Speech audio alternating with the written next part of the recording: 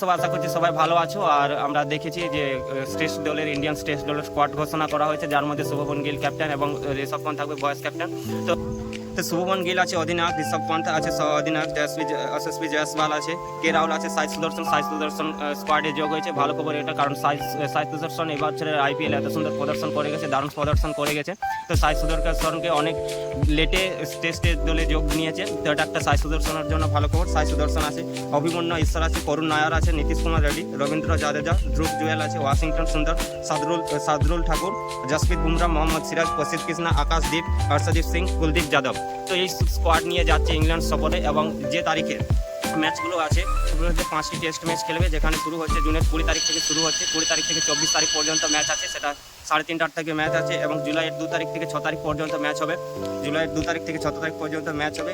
তারপর জুলাইয়ের 10 তারিখ থেকে 14 তারিখ, জুলাইয়ের 10 তারিখ থেকে 14 তারিখ পর্যন্ত, এবং জুলাইয়ের 23 তারিখ থেকে 27 তারিখ পর্যন্ত, এবং জুলাইয়ের 31 থেকে আগস্টের 4 তারিখ পর্যন্ত। তো টোটাল ইংল্যান্ডের বিরুদ্ধে 5টি টেস্ট ম্যাচ খেলবে, এবং প্রায় সব তরুণরাই যাচ্ছে টেস্ট ম্যাচ খেলতে। এবং শুভমন গিলের জন্য অভিনন্দন। তো একটা শুভমন গিলের জন্য ভালো একটা অপরচুনিটি আছে, ভালো, যেমন এটা শুভমন গিলেরই চলছে এই সময়টা।